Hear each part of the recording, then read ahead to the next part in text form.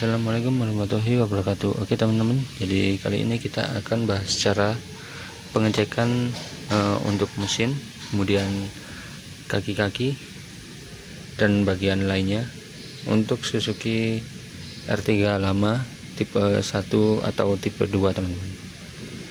Oke, yang pertama kita bahas di bagian mesin ya ini teman-teman, karena ini kilometernya udah lebih dari 50.000. Jadi ini kita cek secara visual. Yang pertama kita lihat filter udara. Filter udaranya kita lihat caranya gimana. Ini kan nancep ini teman-teman ya. Ntar ini saya pasang dulu.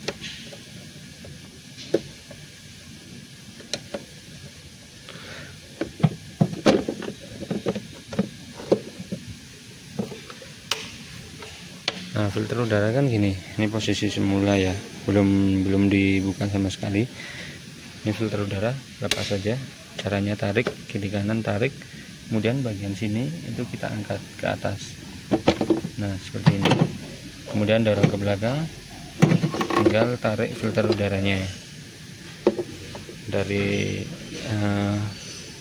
Dari visualnya ini kelihatan kotor banget, jadi ini waktunya ganti, atau bisa juga kalau teman-teman nggak mau ganti disemprot dulu ya, semprot yang bagian bersihnya, jadi yang keluar ini nanti biar terangkat keluar. Itu bagian filter udara. Kalau filter udara dilihat kotor banget kayak gini, kemungkinan besar itu businya juga biasanya waktunya ganti. Kalau nggak gitu cukup dibersihkan aja, di setel ulang. Itu untuk yang di busi, karena busi itu penggantian setiap kilometer 20.000, kelipatan 20.000, jadi 20, 40, 60, 80 dan seterusnya. Itu untuk penggantian busi dan filter udara kalau dari buku panduan servis ya teman-teman. Kemudian dari engine mounting ini juga waktunya ganti, karena nah jari udah masuk kan ya. Ini kurang lebih celah sini dan sini hampir 2 cm atau 1,5 itu jari. Kalau jari muat itu biasanya kalau di starter kerasa nyendal, atau mesin getar itu sampai kabin ya kalau pas posisi jalan. Kemudian engine mounting kanan juga, kalau ini kan karena ini manual, itu yang engine mounting sebelah kiri ya, ini sebelah kiri itu jarang banget rusak, kecuali kalau kilometernya di atas 100.000 dan medan yang dilalui itu medan yang berat ya.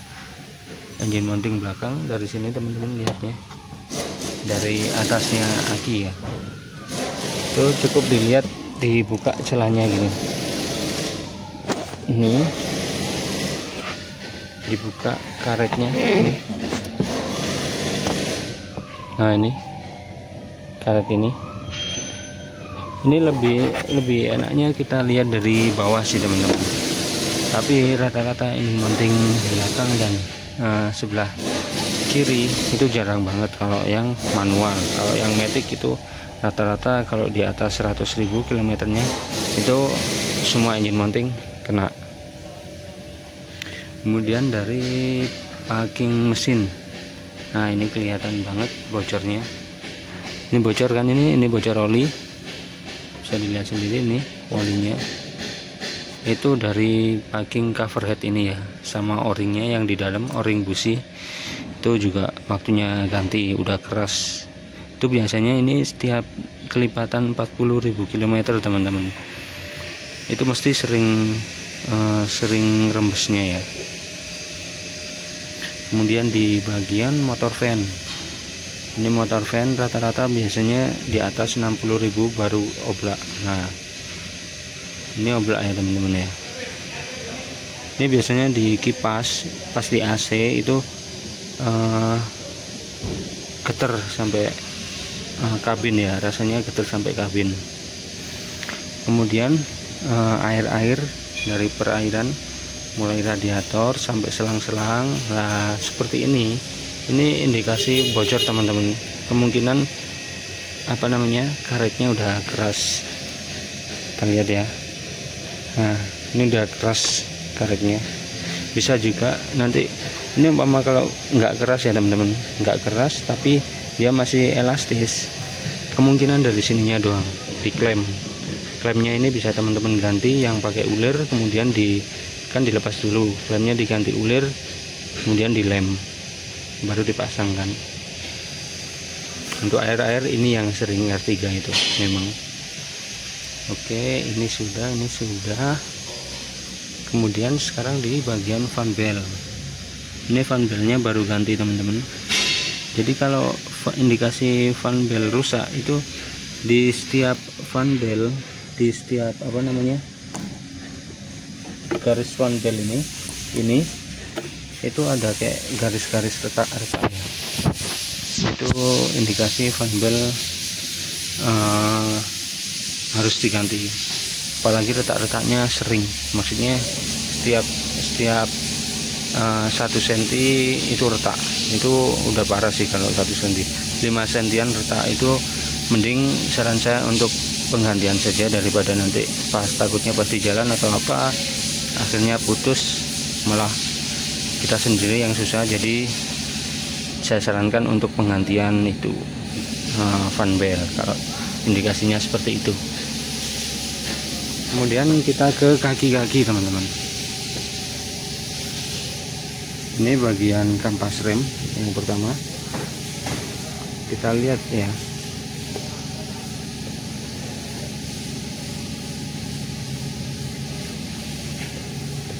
Dari kampas rem sendiri itu bisa dilihat dari sini teman-teman. Nah, nggak kelihatan.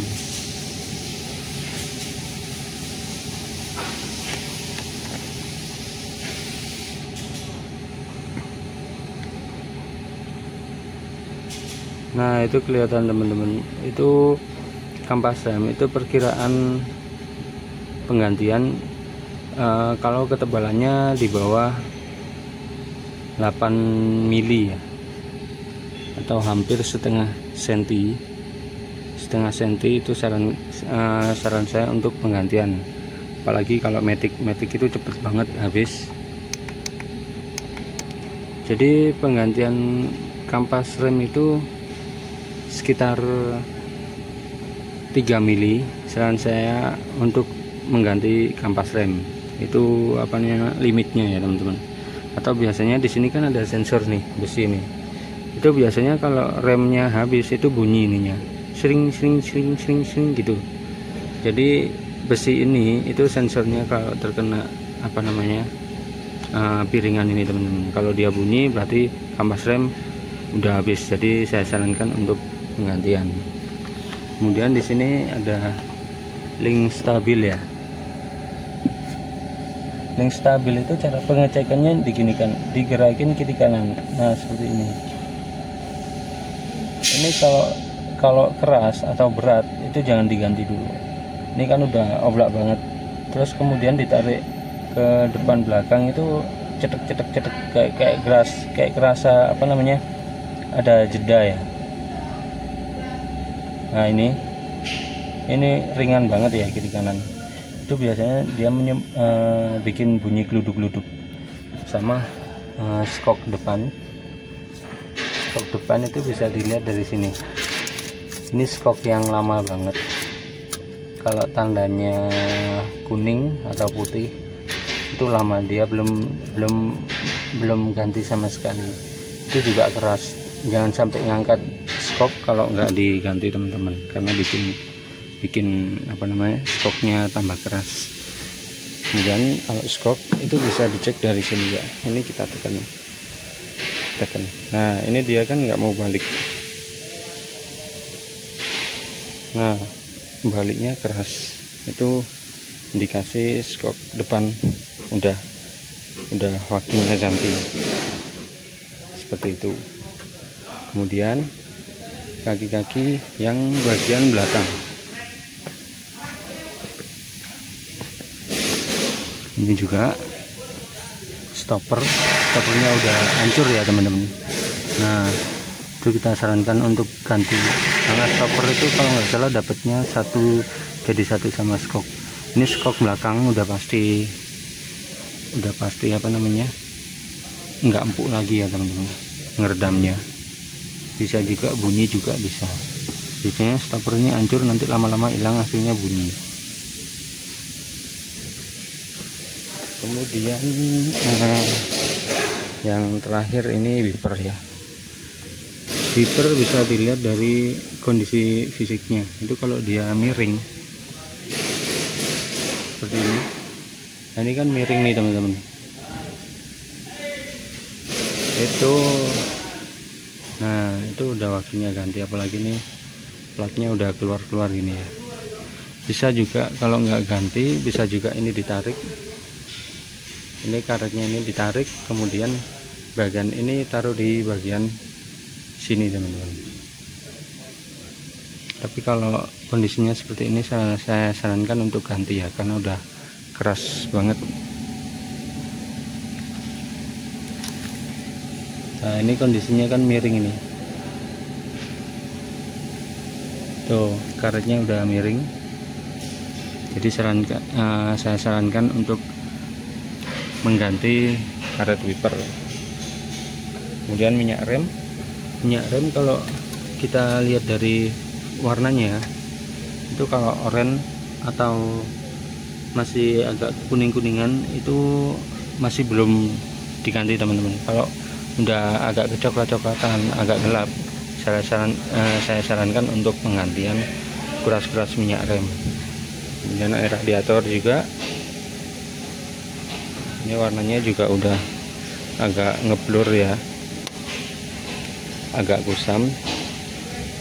Sebenarnya masih bisa dipakai, tapi untuk air radiator dan minyak rem itu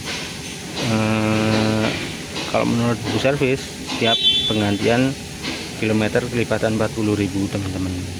Oke, jadi itu ya cara pengecekan dasar untuk mobil Suzuki R3 lama. Semoga bermanfaat. Sampai ketemu lagi di video berikutnya. Yang udah like, subscribe, terima kasih banyak. Bagi yang bermanfaat silahkan di share. Sampai ketemu lagi di video berikutnya. Jaga kesehatan, keselamatan saat berkendara. Assalamualaikum warahmatullahi wabarakatuh. Dadah.